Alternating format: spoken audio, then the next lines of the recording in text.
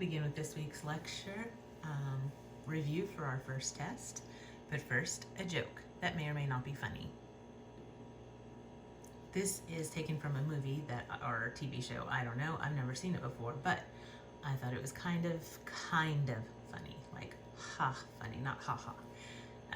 And she's the only girl. It gives me that sense of, je ne sais quoi? I don't know what that means. And that's the joke, because je ne sais quoi literally means I don't know what.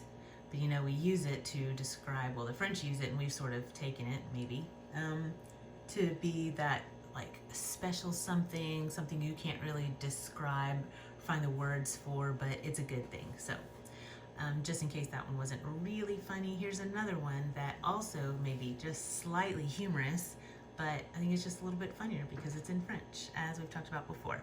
And just in case one isn't funny, then maybe two not too funny things could combine to one slightly humorous thing. So we've got some cat pictures, always fun.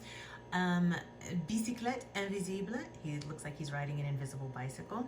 Sandwich invisible, looks like he's eating an invisible sandwich, mostly by his paws. His face looks like he's very rawr, but and pelle invisible, which you know from your beach vocabulary that this is an invisible shovel.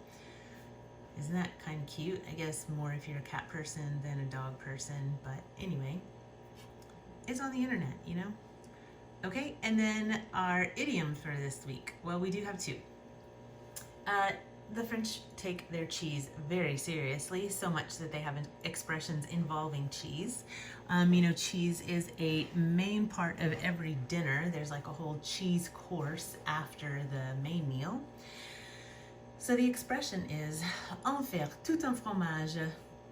And as you could break it down literally, because you've had most of these words before, we can skip en, that is a pronoun that we haven't had yet. Faire, to do or make. Tout would be all.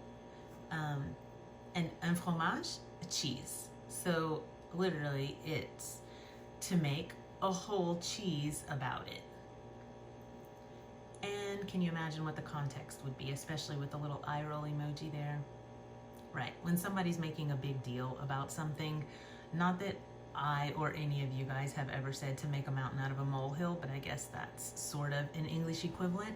But talking about cheese is more delicious, but so you don't have to make a whole cheese about it.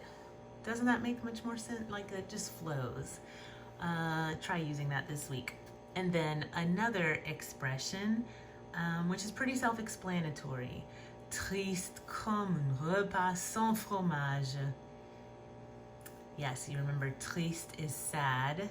Comme means like or as. Un repas is a meal. Sans, preposition without. Fromage, cheese. Sad, like a meal without cheese. That's like bottom of the barrel there.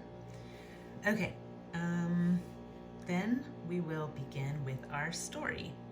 And I forgot the title slide, sorry about that. Okay, so we are on chapter 8 this week.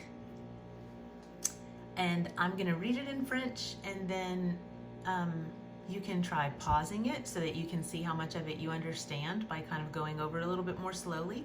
And then whenever you press play, then you can hear the translation or the equivalent and then see how much of it you got. So, à 20h, quand Chantal rentre chez elle, les deux garçons l'attendent avec impatience. Alors, que dit ton patron? Il est convaincu que c'est Z. L'anglais. At 8 p.m., when Chantal goes back to her house, the two boys wait for her with impatience. Well, what does your boss say? He is convinced that it is Z. The Englishman? Mais comment a-t-il fait? Qu'est-ce qu'il faut exactement pour désamorcer l'alarme? Les empreintes digitales de 3 personnes et une clé magnétique. Qui sont ces 3 personnes? Le conservateur du musée, le commissaire de police du premier arrondissement et le gardien-chef. To get a little bit of a recap. But how did he do it? How exactly did he disarm the alarm? Fingerprints of 3 people and a magnetic key. Oh, how exactly do you have to disarm the alarm? Sorry. Il faut is to be necessary. But that's how. Okay, so there we go. Sorry. How exactly do you have to, or what do you need to disarm the alarm? Fingerprints of 3 people and a magnetic key. Who are these 3 people? The curator of the museum, the commissioner of police of the 1st arrondissement, and the head guard. Évidemment, le commissaire de police est au-dessous de tout soupçon. Il reste le gardien-chef et le conservateur. Le conservateur, il a caché qu'il avait rencontré Lavallière. Obviously, looks like evidently, obviously the commissioner of police is above suspicion. That is a whole phrase. Literally, it's above all suspicion, but it's just a phrase that means above suspicion. It remains the head guard and the curator. The curator, he hid that he met Lavallière. Oui, je sais, j'y pense. Et quand on en a parlé, il était très gêné. Et nous, quand on a vu Lavallière, il était très agité, très mal à l'aise. Quand même, le conservateur, c'est impossible.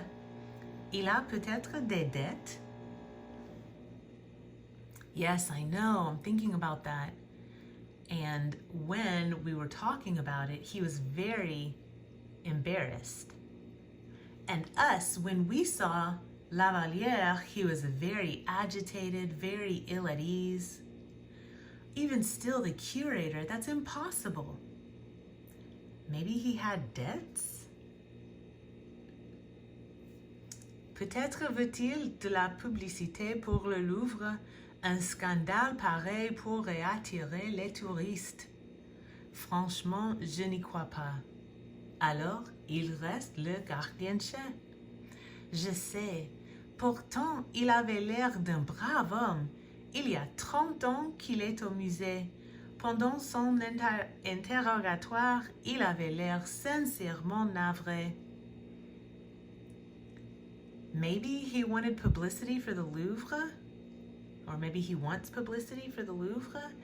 A scandal like this would attract tourists. Frankly, I don't believe it. Then it remains the head guard. I know. However, he seemed like a good man, or like a brave man. Remember the duration, it's been 30 years, or for 30 years, he is at the museum. During his interrogation, he seemed sincerely sorry. On s'est fait un ami parmi les gardes. Demain, on va aller le voir. Pourquoi?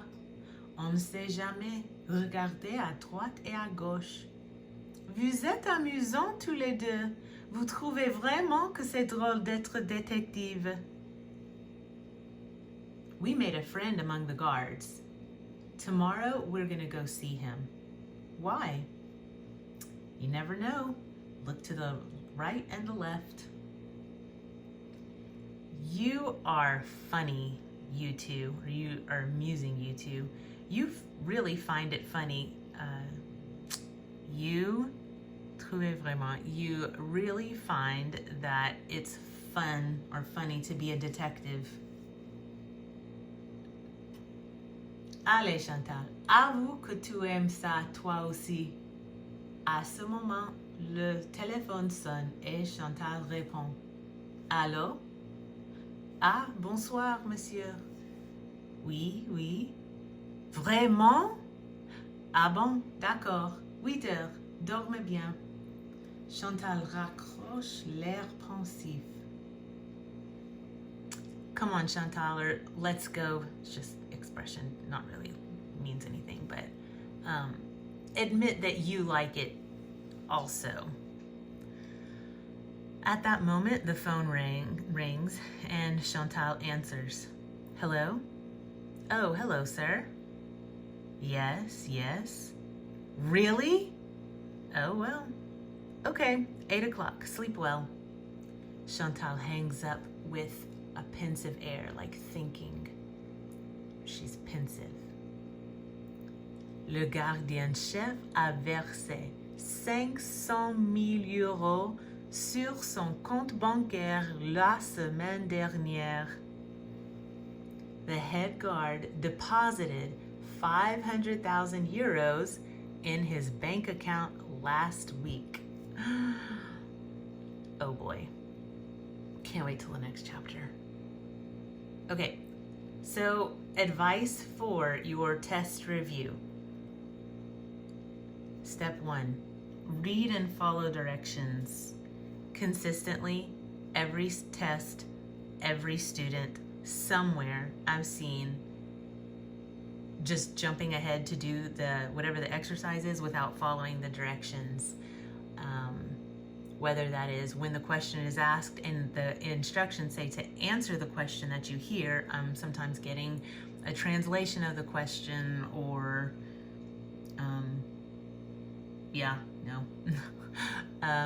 just anything. I always try to make clear directions and then give you an example, which is the next thing, to follow the example given. So a lot of times you've got instructions on what to do, but then also an example on how your sentence should be set up.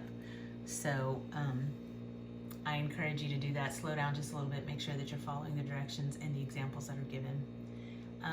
You will start off with, like usual, there'll be listening comprehension. That's going to be set up as multiple choice. I have made sure that the answers are like the only ones possible. Like it's not going to be, well, it could be this or it could be that. It is clear. Because this is comprehension, it's make sure that you understand. Yes, you should be able to, for example, conjugate the verb dire. Je dis, tu dis, ils l'ont dit. Nous disons, vous dites, ils disent. Yes, but what does dire mean? Dire means to say.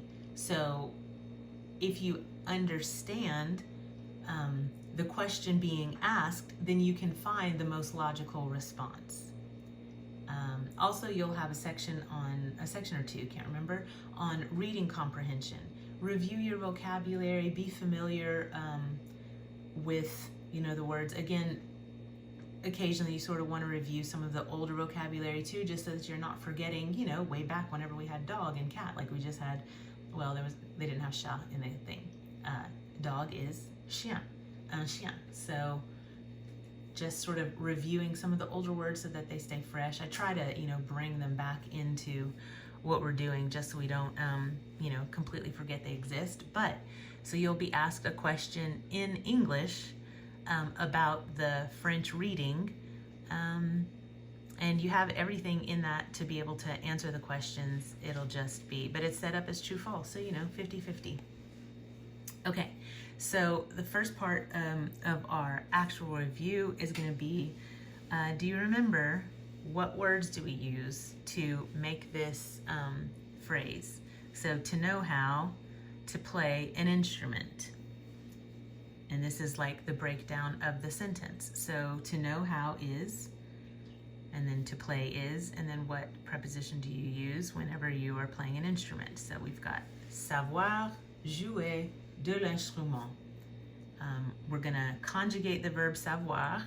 We're gonna leave jouer in its infinitive form, and then depending on the instrument, it's gonna be like, for example, instrument begins with a vowel, so we use de, l'apostrophe. If you think of masculine instruments like a single drum or piano, then we would use du piano, du tambour. Feminine ones, guitar, drum set, be de la guitare, de la batterie. So that's how we're gonna put this sentence together. So to review, conjugating savoir, which means to know, like to know a fact itself, and then when we savoir plus another verb, it would be to know how to do whatever that other verb is. So we've got je sais, tu sais, il, elle, on sait, nous savons, vous savez, ils, elles savent.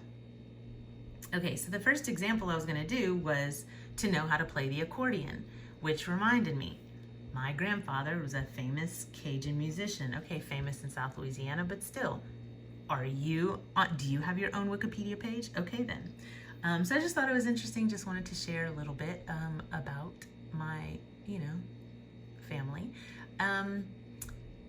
His name was Austin Peete. He was the front man for Austin Peete, self-titled, and the Evangeline Playboys for many years and played dance halls around the South Louisiana area. His unique style of playing included standing up to play the accordion. At the time, people just sat down to play the accordion and they used the shoulder strap because this is a heavy instrument. But yeah, he was a little bit fancy because he played standing up without the shoulder strap, and he played behind his head and between his legs. So I thought that was kind of interesting. Thanks for listening. Okay, so il, now we're gonna say he knows how to play the accordion. So first we'll conjugate savoir. So we have il sait jouer de l'accordéon. Accordion starts with a vowel, so we'll use de et l'apostrophe. Okay, how would we do piano? Tu sais jouer du piano. Very good, because piano is masculine. Okay, you see the setup here. So again, pause wherever you need to see if you can answer it. Okay, vous savez jouer de la guitare. Okay, and Philippe et Luc savent jouer de la trompette. Okay, remember, I know we've been talking about this for a long time, but sometimes you just need like a little bit of reminder that we learned the conjugation chart, but you've got to kind of think a little bit to interpret, okay, what's the subject? You've been given vous. So vous matches with the vous on the conjugation chart. That one's okay. But so Philippe et Luc, this is two guys. This is plural. And so then it's third person plural, il.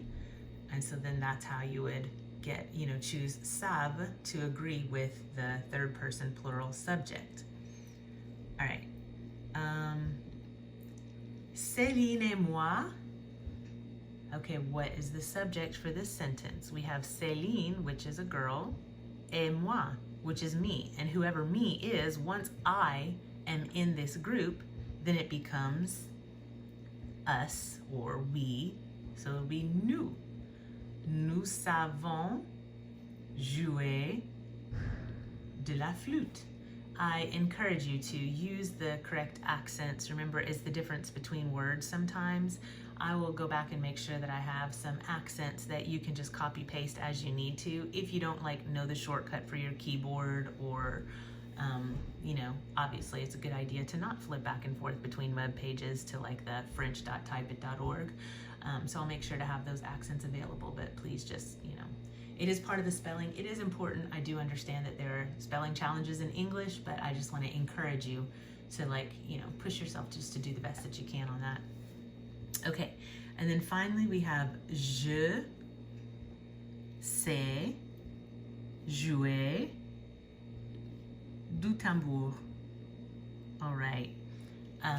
So yep, there's a section on that. So go over your musical instruments, know their gender, and so which form of de you would use with it, and then how to conjugate savoir with whichever subject you are given. Okay, So next we have some popular adverbs. This is not the 2-slide list of common adverbs that we had in that previous lesson, but so let's go over these. Just look at them, pause for a second, see if you know what each of them means, and then we'll go through them together. Sincèrement, sincerely. Toujours, always. Beaucoup, a lot. And remember that adverbs of quantity need de in the sentence, so it'd be beaucoup de. Souvent, often. Ensemble, together. Très, very.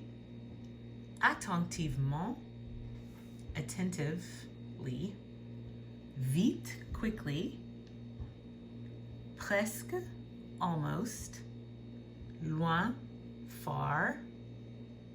Bien, well. Longtemps, a long time.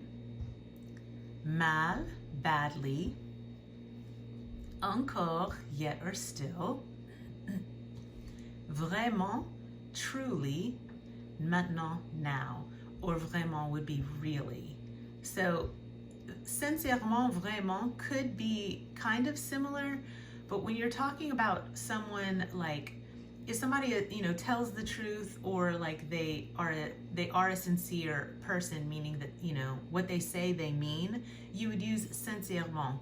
Vraiment is used a lot. I always think about like Jesus, saying truly, truly, but vraiment is a lot of times used as to describe like something, like how we would use, like we always use, oh, très this, it's très that, it's very this, very that. Vraiment is like really, it adds more emphasis. So vraiment délicieux, vraiment beau, whatever. That's more the usage of it than like truth versus lie. So looking at these, I will give you these. I do have these on the following slides so that whenever you go through them again, that you can maybe like kind of guess this yourself. But I'll let you look at this list and you choose which adverb you think would fit best given the context of the sentence. So we have Perle étudie avec Loïc. Ils étudient. Pearl studies with Loïc. They study. Which would be the best one? I would say ensemble. They study together. Because Pearl studies with Loïc, they study together. That's the most logical. Michel a blank. It's assez d'argent pour acheter une voiture. Michel a, Michael has assez d'argent, enough money, pour acheter, to buy, une voiture, a car. So which adverb on this list would fit best? I would say presque, almost. Michael has almost enough money to buy a car. Michel a presque assez d'argent pour acheter une voiture. Okay. The next one. Ma mère est parisienne. Elle parle français. Fill in the blank there. Ma mère est parisienne. My mom is Parisian. Elle parle français. She speaks French. How would you say? It could be toujours in this case. I will tell you that that is not going to be on the list. So let's take off always and often, souvent, or even vite, quickly. Let's look at maybe the like what else would you, maintenant even, wow. Okay, so this is a bad example of what I said. I did throw in some extra adverbs just for you to, to know. But what would be another, like how would you imagine that she speaks? I would imagine she speaks French well. So I would say, elle parle français bien. Okay. Here are some more sentences. Ce repas est blank délicieux. This meal is delicious. You could say très délicieux, very delicious. You could say vraiment délicieux, really delicious, like truly. I would say that those are the only two logical ones. Il est blank riche. Il a blank d'argent. He is blank rich. Il a blank, he has, fill in the blank, money. I would say, il est très riche. Il a beaucoup d'argent. He is very rich. He has a lot of money. Okay, and then, Céline ne s'exerce jamais du piano. Elle joue blank du piano. So, s'exerce is practice, and I'll tell you whatever words that we don't really, haven't really had. But so Céline never, ne jamais, she never practices piano. How would you imagine that she plays? So, elle joue blank du piano.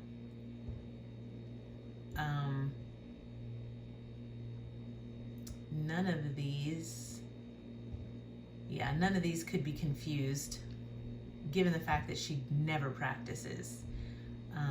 So it doesn't matter, has she played a long time? Is she playing now? Does she still play? Does she play quickly? Does she play often? Does she play always? None of those would match because she never practices based on the context of the sentence.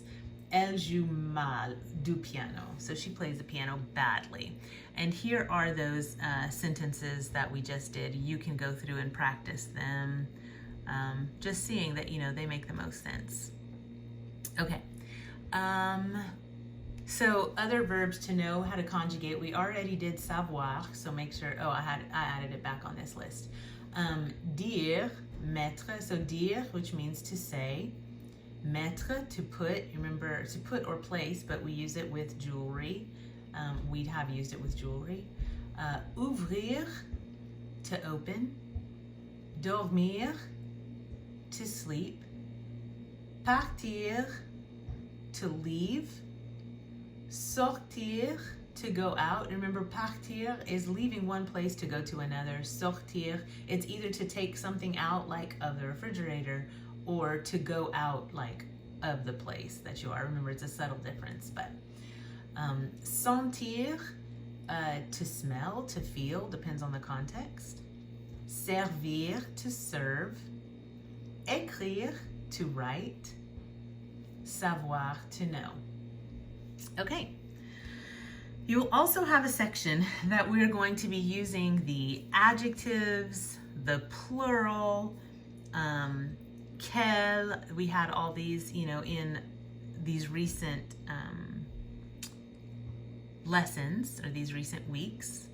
Okay, so let's imagine that you received this designer watch from your grandparents and you're gonna give your reaction. This looks pretty expensive. Even if you think it's weird or interesting, like how would you describe this? Now, I will tell you that the quel is gonna be standard because it has to agree with the vocabulary word. Each of those are gonna be its own point value. You will come up with an adjective to describe one of these items. So I would encourage you to make a list, like in your head, that you will be using from your head, of adjectives, like common adjectives, or maybe some not so common ones, but words that would describe something just, beautiful, wonderful, expensive, fancy, I don't know, but have those kind of ready to get. And then, so you'll have an adjective describing the item itself, but then you're gonna say, you are very, or you are so whatever. So then you'll have, okay, are we doing tu with this person or vous with this person or people, because it's plural also. And then some sort of adjective describing that person. So then your adjective has to agree there. Now I've explained it in a lot of, pieces, but here is the example that you're gonna follow.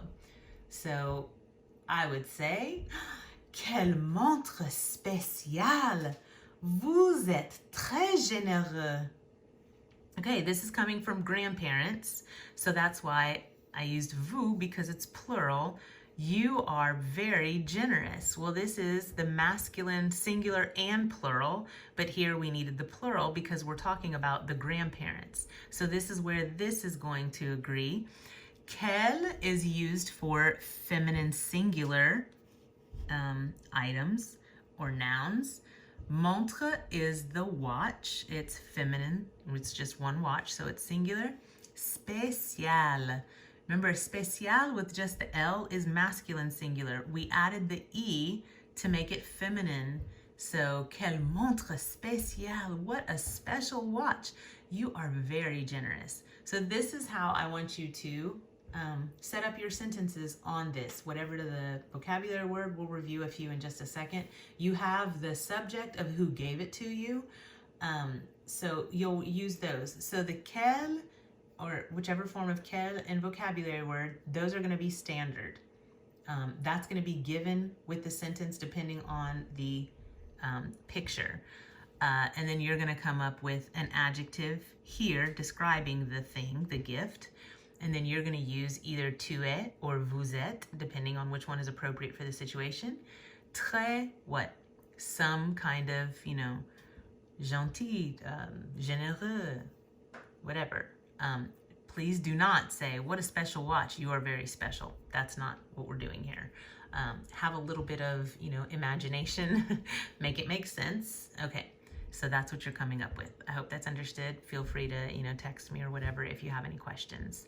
Okay, so it'll be like this. So I'm just telling you that from this ant, you would use the formal. It's not gonna be this complicated. You're not gonna have to make a judgment call. It's either gonna be somebody who is like a cousin or whatever that you would use tu, or it's gonna be plural and you'll use vous because it's plural. So you're not gonna have to decide, oh, am I close to this grandmother? Is she stuffy? Or is it more formal relationship?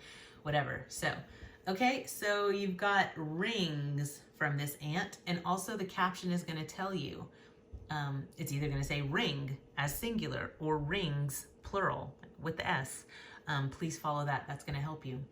Okay, and then we've got just jewelry, collection of jewelry. Okay, so I would say, quelle bague formidable. Again, we have plural, feminine, and then plural agreeing with all of these. And vous êtes très, généreux. Did I use that one already? Yeah, we used that one already. Okay. Vous êtes très gentil. You're so nice. Okay, and then for the